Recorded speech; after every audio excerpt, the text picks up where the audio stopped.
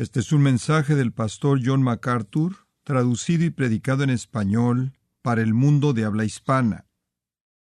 Veamos juntos esta noche el primer capítulo de Romanos. Romanos capítulo 1.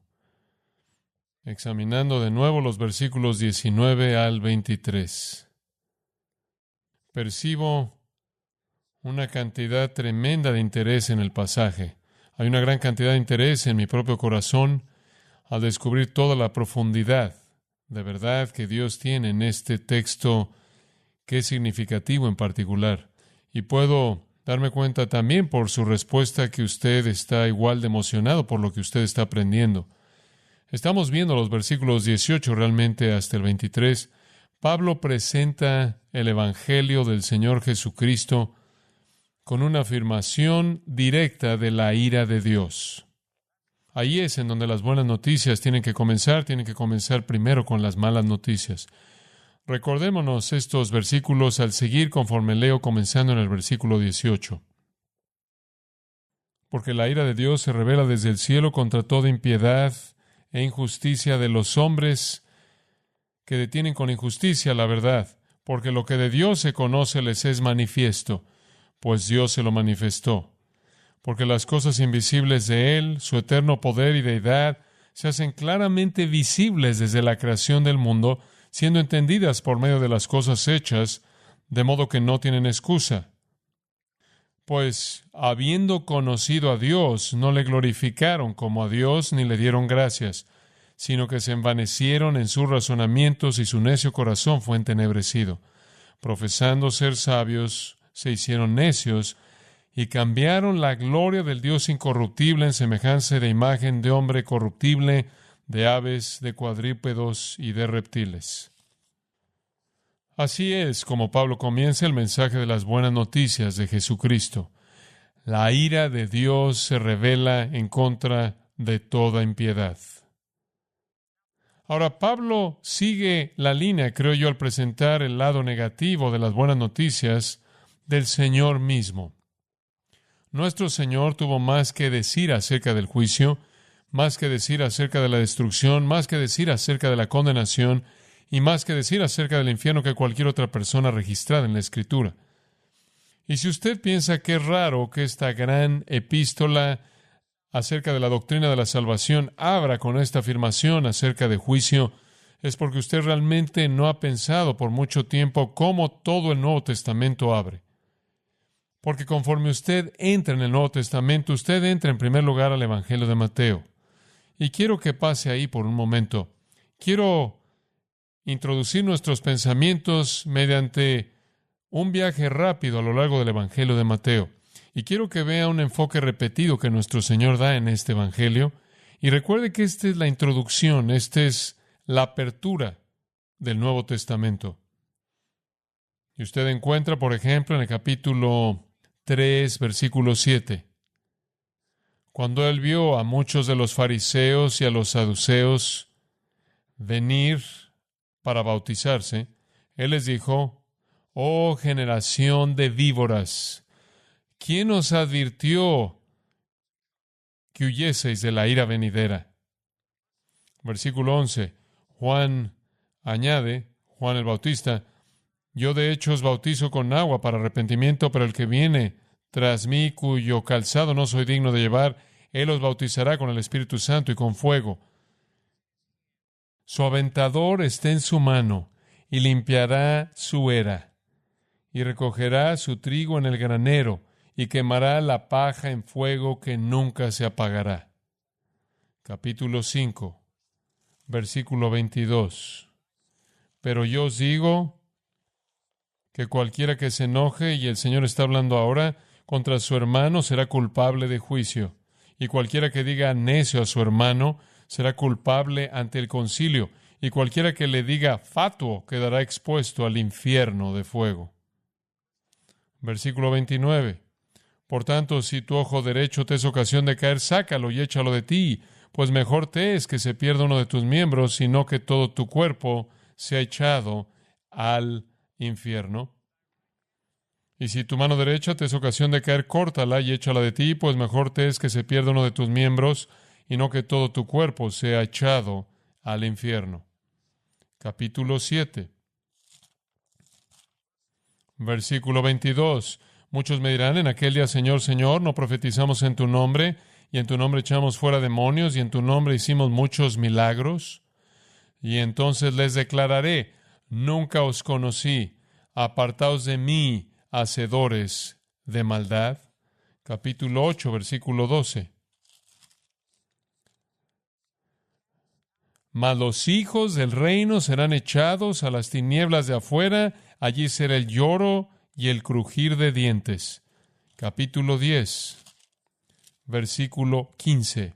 De cierto os digo que en el día del juicio será más tolerable el castigo para la tierra de Sodoma y de Gomorra que para aquella ciudad. Versículo 28. Y no temáis a los que matan el cuerpo, mas el alma no pueden matar. Temed más bien a aquel que puede destruir el alma y el cuerpo en el infierno. Capítulo 12, versículo 36. El Señor continúa hablando: mas yo os digo que de toda palabra ociosa que hablen los hombres, de ella darán cuenta en el día del juicio. Versículo 41. Los hombres de Nínive se levantarán en el juicio con esta generación y la condenarán, porque ellos se arrepintieron en la predicación de Jonás, y aquí más que Jonás en este lugar. La reina del sur se levantará en el juicio con esta generación y la condenará, porque ella vino de los fines de la tierra para oír la sabiduría de Salomón, y aquí más que Salomón en este lugar. Y claro, en ese pasaje el Señor está hablando de un juicio comparable. En el capítulo 13, versículo 40. De manera que como se arranca la cizaña y se quema en el fuego, así será en el fin de este siglo. Enviará el Hijo del Hombre a sus ángeles, y recogerán de su reino a todos los que sirven de tropiezo, y a los que hacen iniquidad, y los echarán en el horno de fuego. Allí será el lloro y el crujir de dientes. Versículo 49. Así será al final del siglo. Saldrán los ángeles y apartarán a los malos de entre los justos, y los echarán en el horno de fuego. Allí será el lloro y el crujir de dientes. Capítulo 16. Versículo 26. Porque ¿qué aprovechará al hombre si ganare todo el mundo y perdiere su alma? ¿O qué recompensa dará el hombre por su alma? Capítulo 18. Versículo 34. Entonces su señor, enojado, le entregó a los verdugos. De hecho, la palabra griega para verdugos es torturadores, hasta que pagase todo lo que le debía. Un retrato de juicio. Capítulo 22. Y usted tiene en el capítulo 22, en la parábola de la fiesta de las bodas, versículo 7, al oírlo el rey se enojó y enviando sus ejércitos destruyó a aquellos homicidas y quemó su ciudad. En el versículo 13, entonces el rey dijo a los que servían: atadle de pies y manos y echadle en las tinieblas de afuera, allí será el lloro y el crujir de dientes. Y Dios es visto como el rey en juicio. Capítulo 23, versículo 33.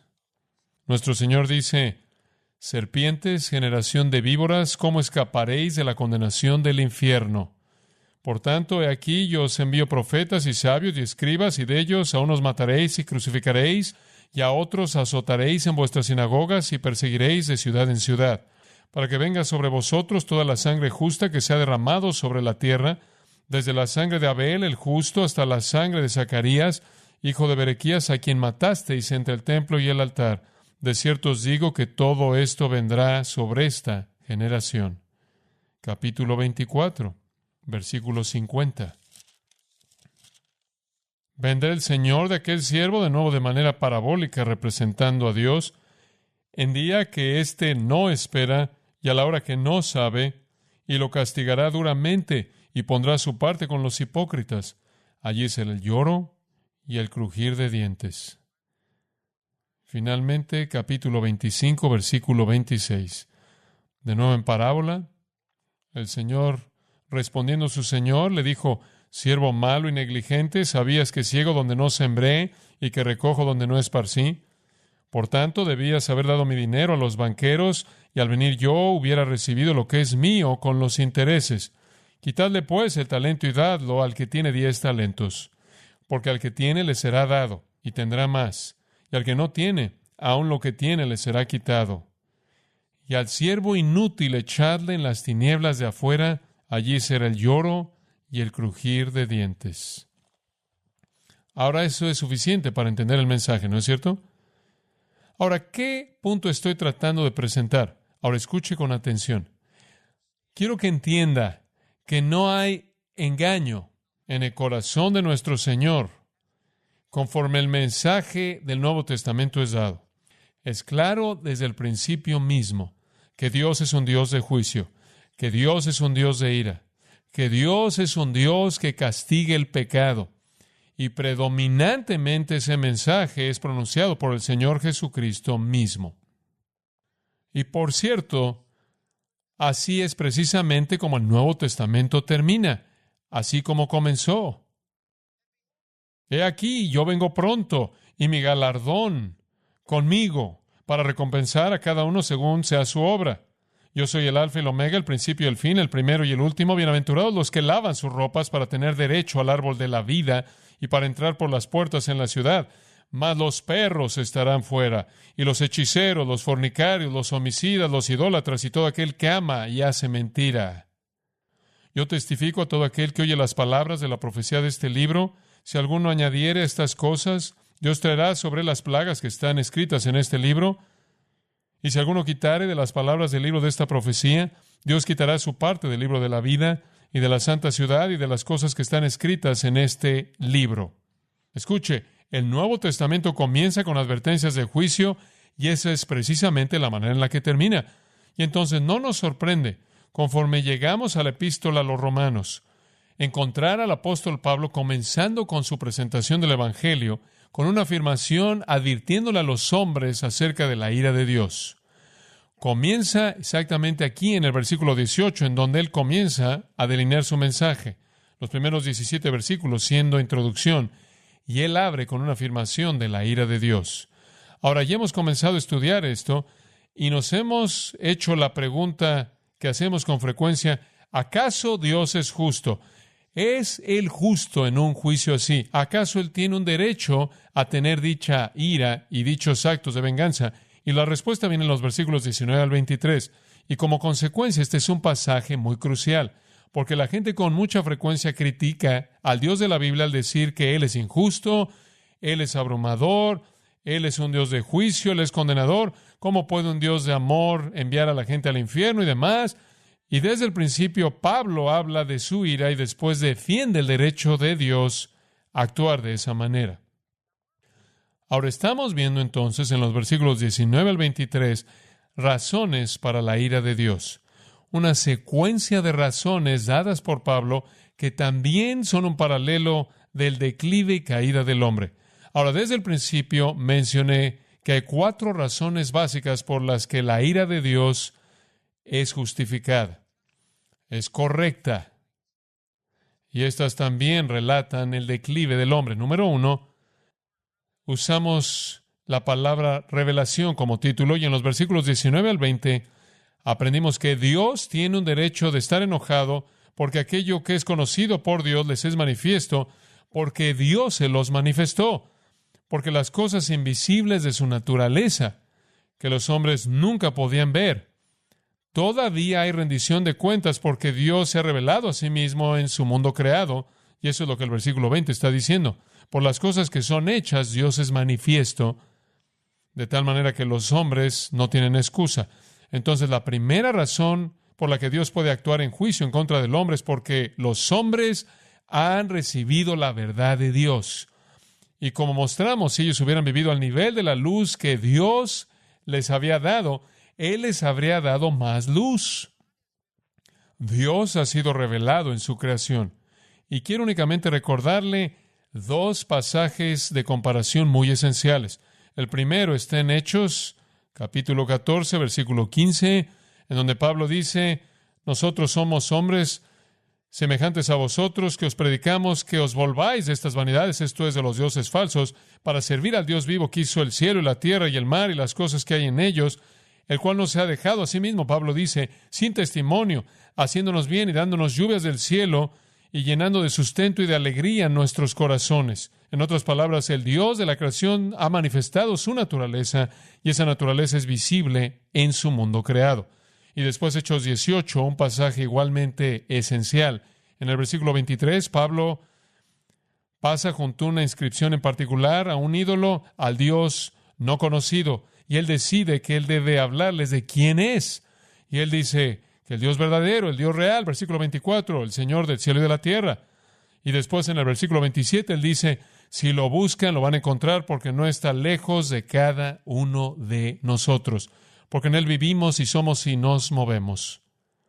Y entonces, el Nuevo Testamento nos dice que Dios es revelado en su creación. De hecho, inclusive va más allá en Juan 1:9 para decir que Cristo es la luz viniendo al mundo para alumbrar a todo hombre. Dios se ha revelado a sí mismo en su orden creado a toda persona. Por lo tanto, el hombre es responsable por la revelación de la verdad de Dios.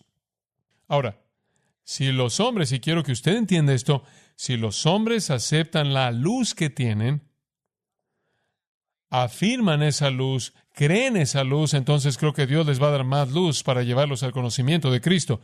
Y es importante en este punto decir esto: nadie jamás es salvo corto de fe en Jesucristo. Desde el momento que se llevó a cabo la obra de Cristo en la cruz y la tumba abierta, nadie puede ser salvo fuera de Cristo. Y en ningún otro hay salvación, solo en el nombre del Señor Jesucristo. Por lo tanto, debemos alcanzar a la gente con el nombre de Cristo. Dice usted, bueno, ¿qué hay acerca de esas personas que están en algún lugar remoto? Si viven al nivel de luz que tienen, creo que Dios les va a permitir oír el mensaje para ser salvos.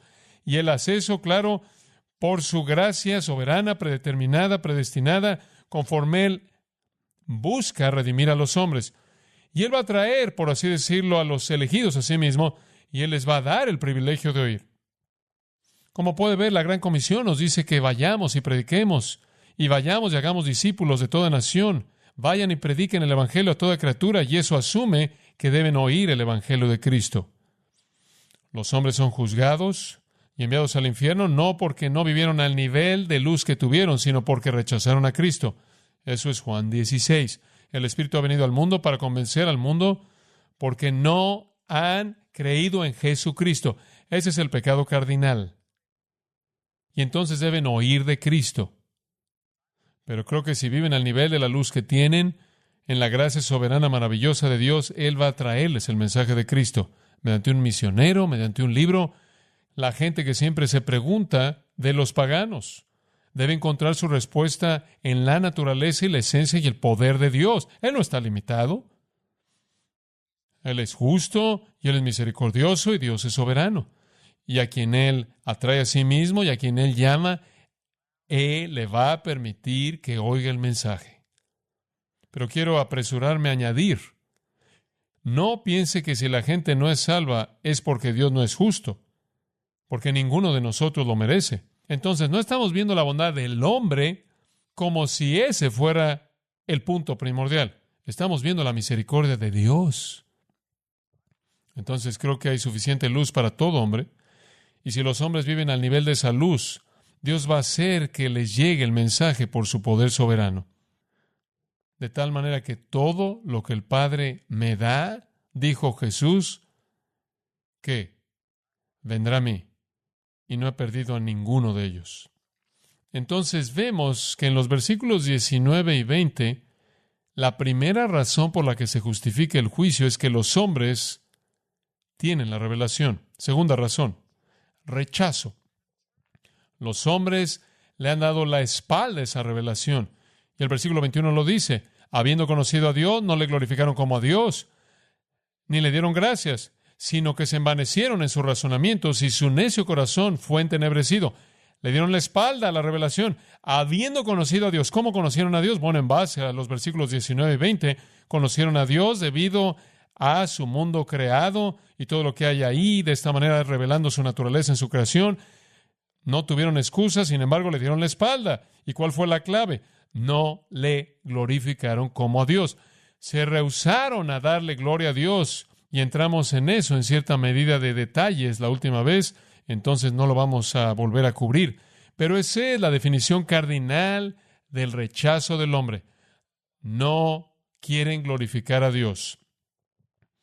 Y ese es el problema.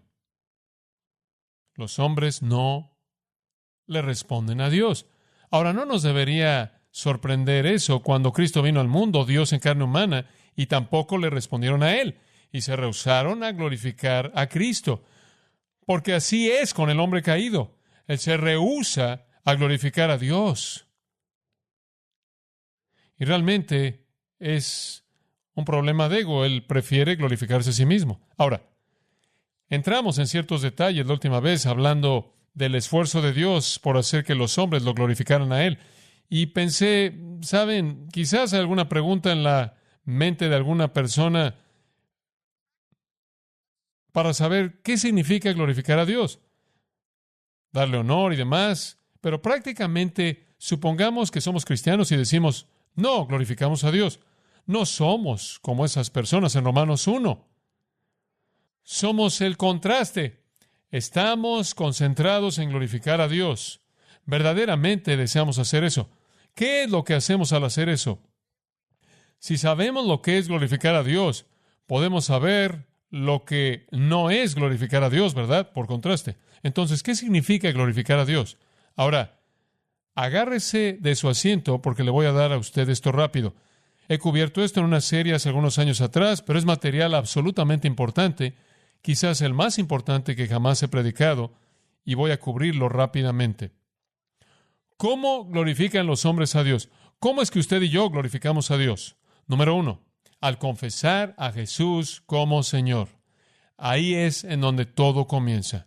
En Filipenses 2:9, Dios le exaltó hasta lo sumo y le dio un nombre sobre todo nombre, para que ante el nombre de Jesús toda rodilla se doble, de las cosas que están en los cielos, en la tierra y debajo de la tierra, y toda lengua confiese, escuche esto, que Jesucristo es Señor, para gloria de Dios. Para comenzar, glorificamos a Dios al confesar a Cristo como Señor. Ahí es en donde todo comienza. Y eso es precisamente lo que el mundo no quiere hacer. No quiere reconocer el señorío de Cristo más de lo que en la era del Antiguo Testamento reconocieron el señorío del Dios soberano en el Antiguo Testamento. Se rehúsan a hacer eso, sea Dios en el Antiguo Testamento, sea Cristo en el Nuevo. Hay una segunda manera en la que glorificamos a Dios. Glorificamos a Dios al vivir para ese propósito. En otras palabras, la meta de nuestra vida entera está apuntando a esa dirección. Ese es precisamente el significado de 1 Corintios 10:31. Si pues coméis o bebéis, y Él escoge dos de los aspectos más mundanos, rutinarios, elementales de la vida: comer y beber, los cuales son muy neutrales, en cierta manera cosas no religiosas. Pero Él dice, inclusive eso, o cualquier otra cosa, haced todo, ¿para qué? Para la gloria de Dios. Ahora, eso simplemente significa que en todas las actividades de la vida hacemos lo que hacemos para honrar a Dios. ¿Así vive la gente en nuestro mundo? ¿Es ese su enfoque? ¿O no?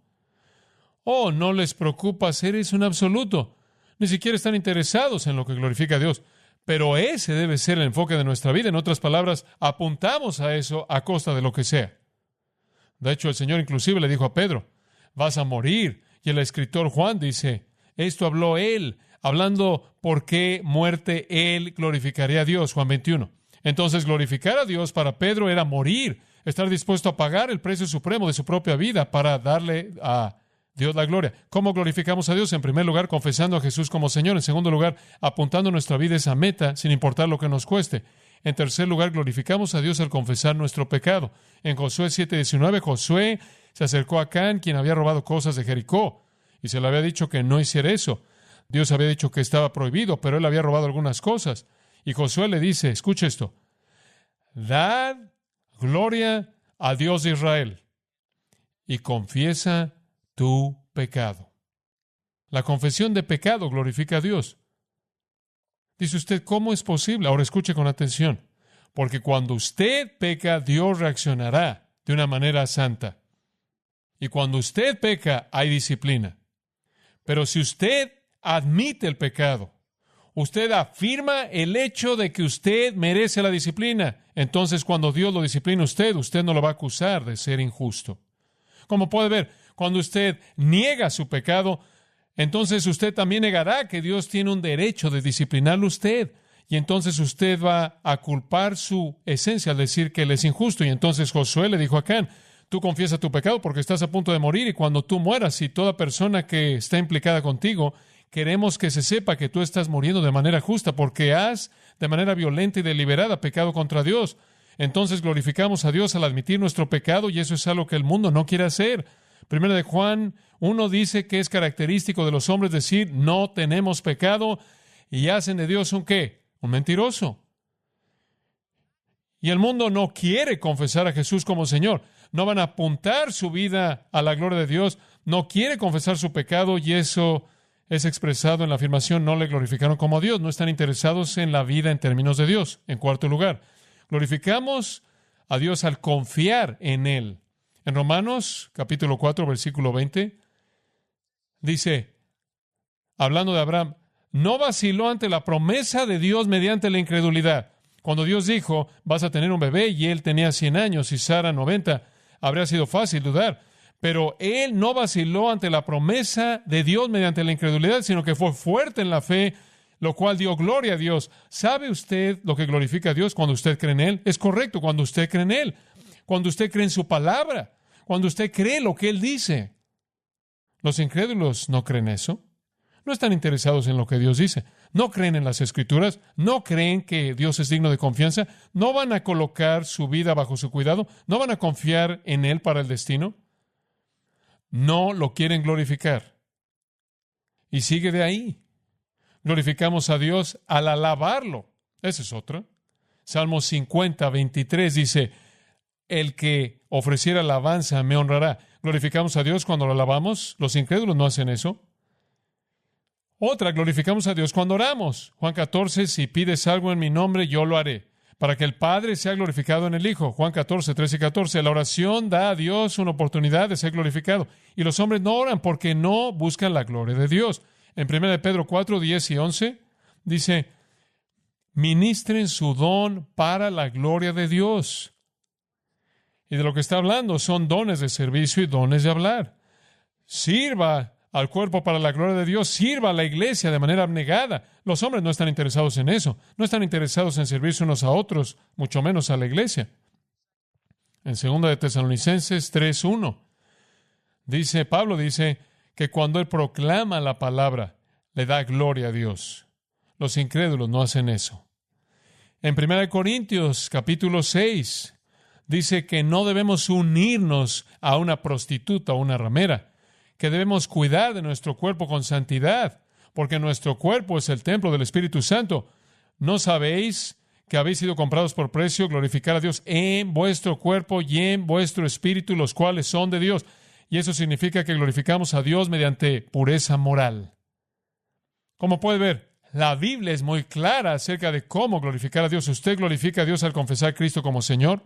Al apuntar su vida a ese propósito, usted glorifica a Dios al confesar su pecado, al confiar en Él, al alabarlo, al orar a Él, al ministrar a su pueblo, al proclamar su palabra, al ser moralmente puro. Y también en 2 Corintios 4:15, Pablo nos dice que glorificamos a Dios al ganar a gente a Jesucristo. El mundo no está interesado en eso, ni siquiera saben cómo hacerlo.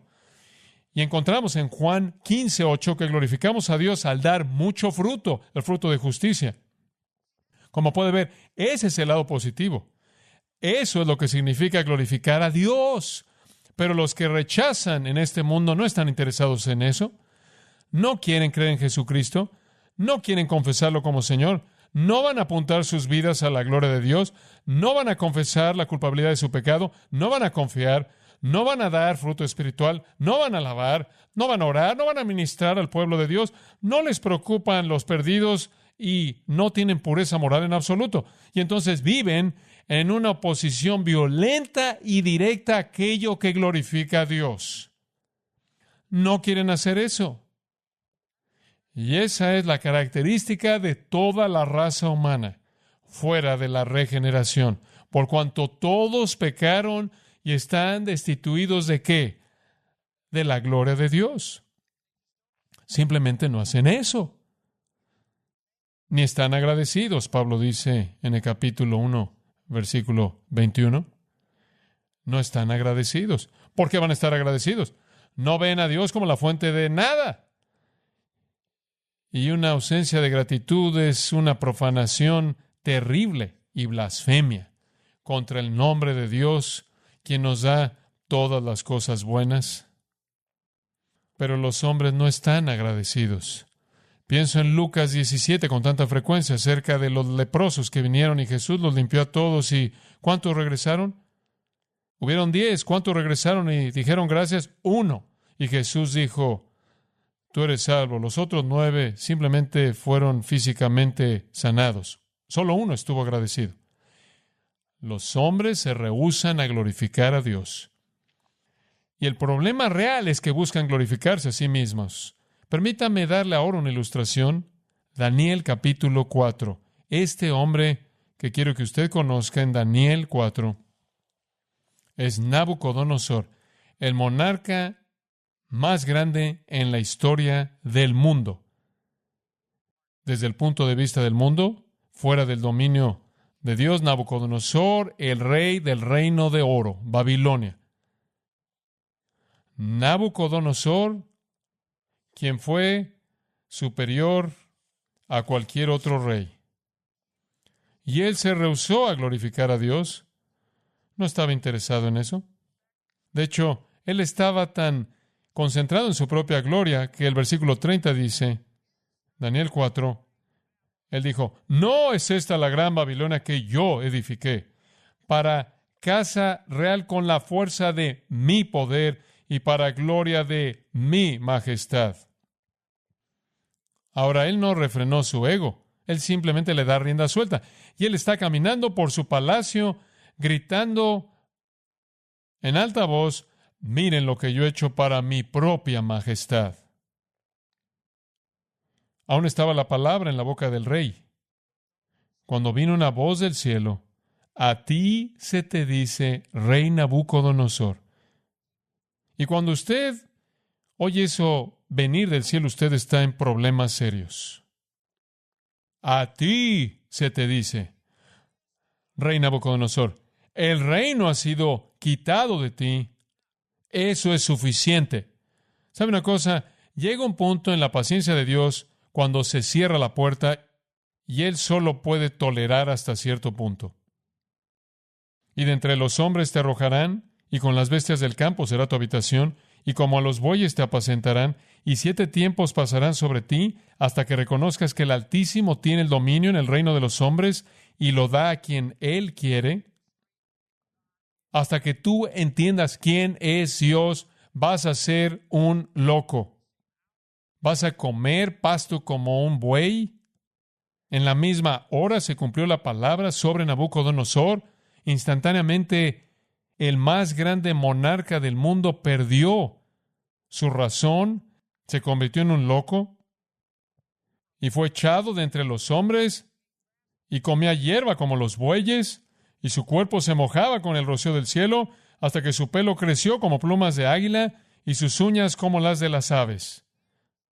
7 años de esta locura. Mas al fin del tiempo, yo, Nabucodonosor, alcé mis ojos al cielo, y mi razón me fue devuelta, y bendije al Altísimo, y alabé y glorifiqué al que vive para siempre, cuyo dominio es sempiterno, y su reino por todas las edades.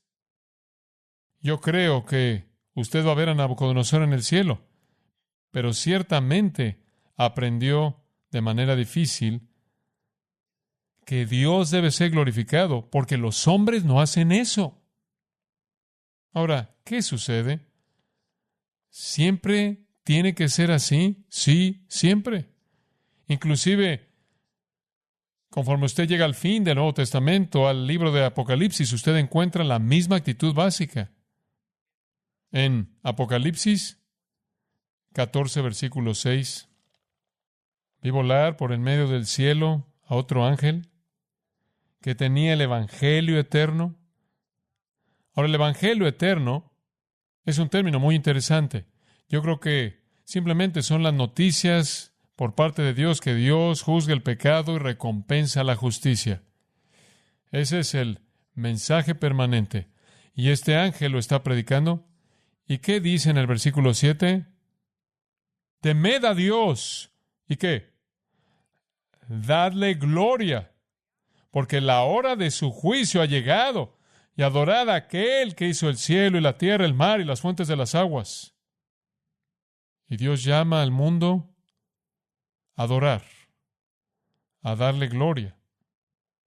Pero como usted sabe, si sabe algo del libro de Apocalipsis, no responden.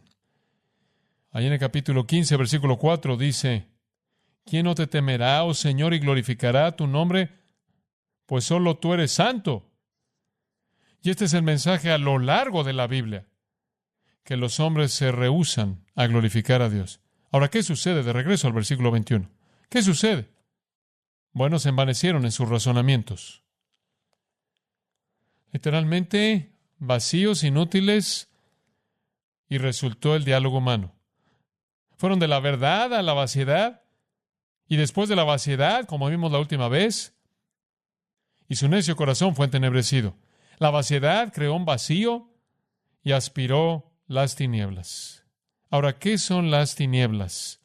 ¿Qué tipo de tinieblas? ¿Qué queremos decir? Bueno, los razonamientos vacíos, simplemente para recordarle de la última vez, simplemente significa reflexiones sin significado, pensamientos sin significado, diálogo humano inútil. De hecho, la palabra es dialogismos para imaginaciones. Diálogo humano, debate humano, discusión humana, información humana, palabras vacías. Y en la vaciedad y el vacío llega corriendo, llega rápidamente la oscuridad. Y la oscuridad en la Biblia es vista de dos maneras. Primero es intelectual y la segunda es moral. Y no tengo el tiempo en esta noche, pero si podríamos rastrear eso. Usted encontrará a lo largo de la Escritura que las tinieblas retratan la ignorancia intelectual. Y usted también descubrirá que retrata la perversidad moral. Y la encuentra por todo el Antiguo Testamento y por todo el Nuevo Testamento también. Las tinieblas o la oscuridad se refieren a ignorancia intelectual, ausencia de verdad y la ausencia de justicia, perversión moral. Eso es precisamente lo que sucede. El hombre le dice no a Dios, él no quiere glorificar a Dios, él decide que va a producir sus propias reflexiones y en su gran estado vacío, en donde no hay nada que sale de su propia mente, él crea un vacío que aspira a la oscuridad intelectual y la perversión moral. Y entonces el hombre ha perdido el entendimiento, él ha perdido la virtud. Bueno, esa es la razón por la que las filosofías de este mundo tienden hacia la inmoralidad. No tienen poder para refrenar, están básicamente entrelazadas con la inmoralidad. Las filosofías mundanas acomodan la inmoralidad porque ambas salen de la oscuridad del infierno mismo. Ahora, lo único que le va a dar a usted los razonamientos vanos del hombre es un legado de oscuridad. Oscuridad intelectualmente y oscuridad moralmente. Todas las filosofías del mundo van a dejarlo con nada más que eso. Acompáñeme rápidamente a Colosenses capítulo 2 y le voy a mostrar por qué. Colosenses capítulo 2, versículo 8. Ahora, esto viene directamente del Espíritu Santo a través de Pablo. Mirad, que nadie os engañe. La palabra para engañe es un verbo muy raro usado de secuestrar a alguien, saquear una casa o seducir y aprovecharse de una niña joven. No dejen que nadie los secuestre, los seduzca, los saquee por medio de filosofías. Ahora eso es bastante claro, ¿no es cierto? Sabiduría humana. Las teorías de Dios y el hombre, las teorías de la verdad, producidas por los razonamientos vacíos de un corazón entenebrecido. Cuando alguien se me acerca y dice, bueno, voy a tomar filosofía en lo único en lo que pienso es en este pasaje, Colosenses 2:8. Usted está a punto de ser secuestrado, saqueado y violado, porque usted se ha entregado a los razonamientos inútiles de corazones entenebrecidos que no conocen la verdad y no conocen la moralidad. Son huecas sutilezas, y creo que esa frase describe la filosofía. Es una ilusión vacía. Se presenta como algo, no es nada, sino aquello que puede destruir el alma. Es según las tradiciones de los hombres. Esto es humana, es del nivel de pensamiento humano inepto y encarna los rudimentos del mundo. Y esa es una frase usada varias veces. Significa los elementos básicos de sabiduría humana, las opiniones infantiles azotadas por la pobreza de un mundo lleno de insensatos. La filosofía no le ayuda a usted a progresar. La filosofía no le da a usted algo profundo. La filosofía no le da a usted algo nuevo. Es un retroceso a las perversiones básicas de la mente humana, carente de Dios y perdida en la oscuridad del pecado. Entonces el hombre rechaza la revelación y él se queda con un legado de tinieblas. Y eso lo va a llevar al paso 3. Finalmente llegamos ahí. Paso 3. Racionalización. Póngase cómodo. Voy a terminar esto, creo. Racionalización. Esto es fascinante. Usted puede ver aquí la caída del hombre. La tercera razón por la que Dios tiene un derecho de juzgarlos es racionalización. Versículo 22. Profesando ser sabios, se hicieron necios. Aquí están, han dicho no a la revelación, han rechazado de manera absoluta la verdad, se quedaron con filosofía vacía, humana sin significado, sus corazones oscuros están llenos de engaño y anuncian que son sabios. Ahora, eso es racionalización. La futilidad que resulta en la pérdida de estar fuera de toque con la realidad. Ni siquiera saben ya lo que es la sabiduría. Han erosionado el estándar. El hombre no piensa de manera correcta acerca de nada. ¿Por qué va a pensar él de manera correcta acerca de cómo piensa él?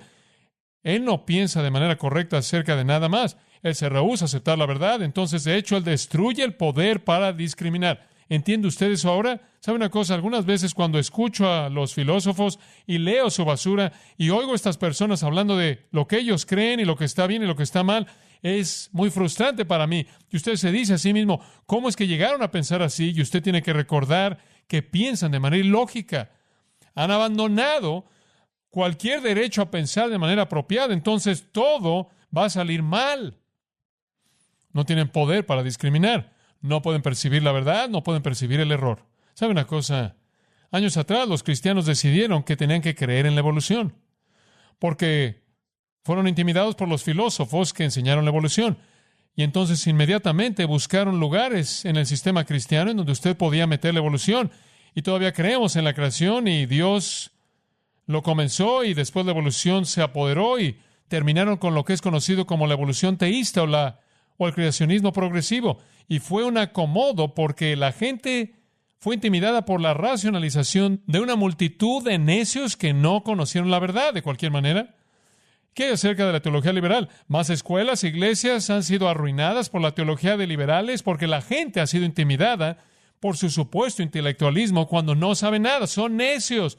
Viven en una locura definitiva creyendo que son sabios. Y después, en la actualidad, es la psicología. La gente cree que los psicólogos tienen todas las respuestas. No tienen las respuestas. No se ha intimidado por ellos. Los hombres creen que son inteligentes cuando son insensatos absolutos. Por cierto, a usted le podría interesar saber cuál es la palabra aquí. Se hicieron necios. Es morain, de la cual obtenemos torpe. Los hombres son torpes, pero creen que son sabios. ¿Qué engaño tan increíble. ¿Sabe usted lo que son? Son sabios, muy bien, pero su sabiduría está limitada a una esfera.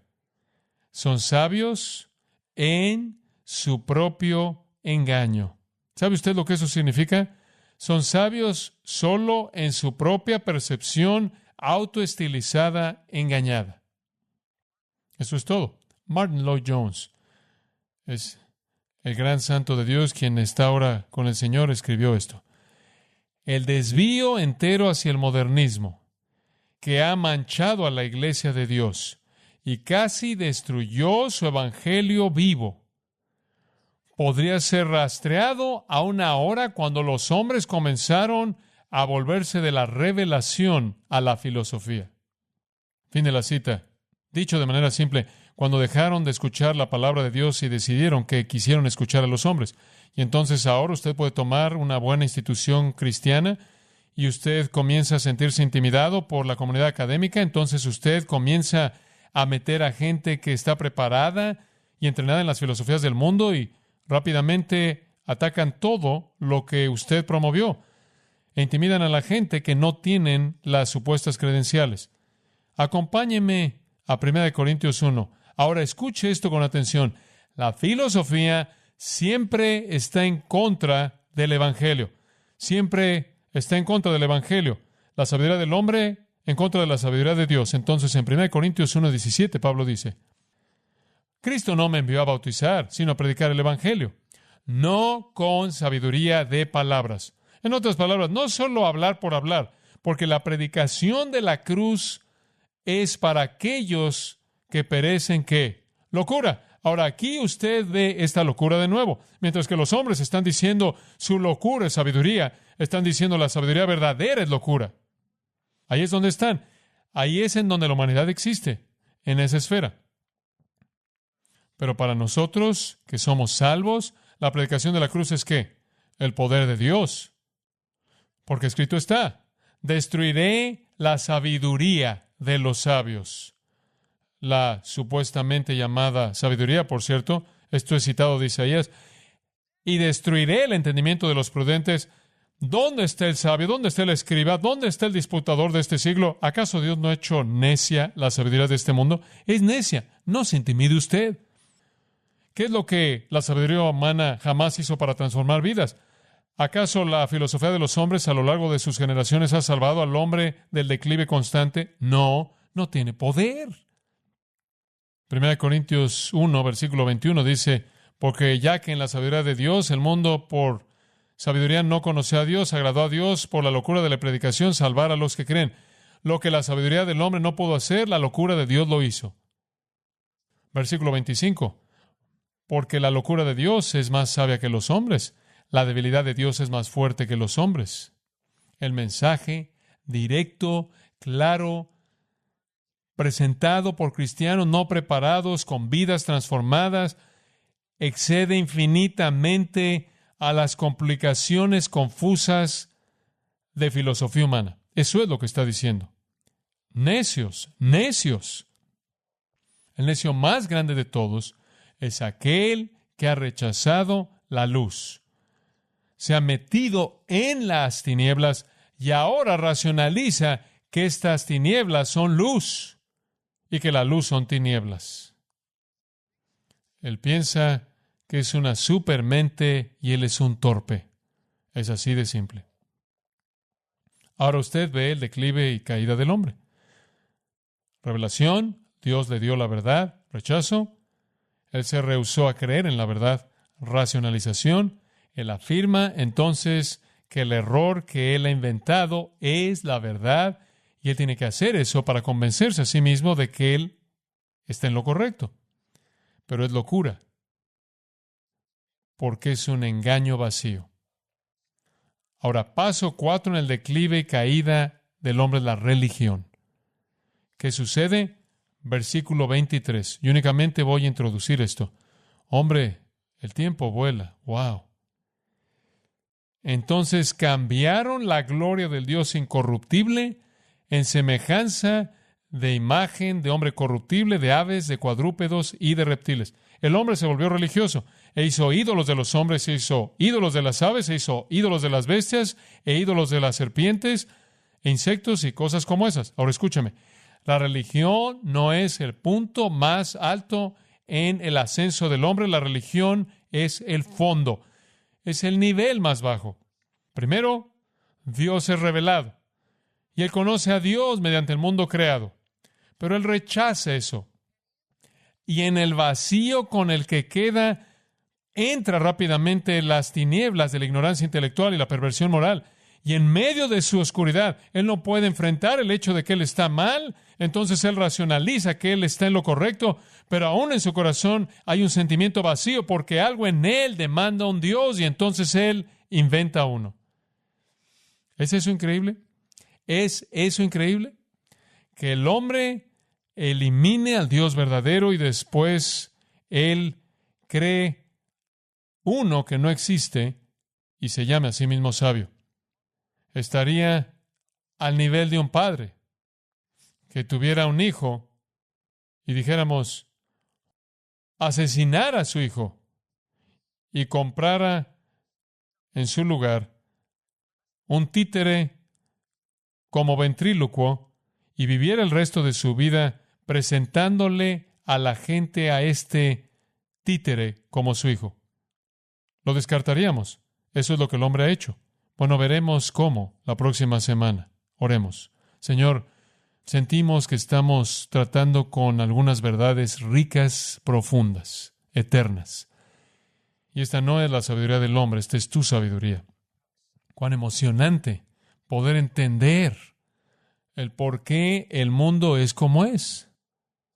Sabemos algunas veces que la racionalización es muy sofisticada al nivel de la universidad. Algunas veces es muy simplista, como todo hombre y mujer individual que te rechaza, racionaliza en su propia mente que están bien a su propio nivel, pero es tan simplista. Sabemos que el hombre que no quiere aceptar la revelación, que entra en el rechazo, también tiene que entrar a la racionalización. Él tiene que vivir con el hecho de que él está en lo correcto y entonces el mundo está lleno de una fantasía. Dios, ayúdanos a traspasar este mundo de necios, nosotros que una vez fuimos también necios.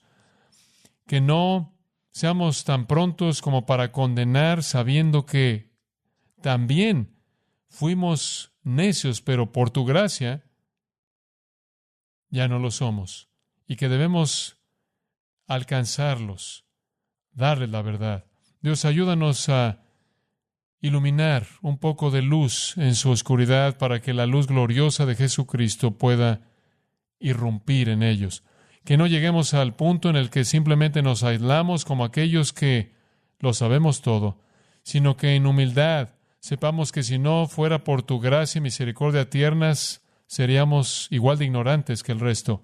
Y en gratitud profunda y adoración y alabanza, que salgamos a este mundo oscuro como Jesús vino para traer la luz, para que la oscuridad se disipe. Y a partir de las complejidades de sus racionalizaciones, entren en la simplicidad de Cristo y la luz del Evangelio glorioso, que es tan básico, tan fácil de entender, que inclusive un niño puede conocer.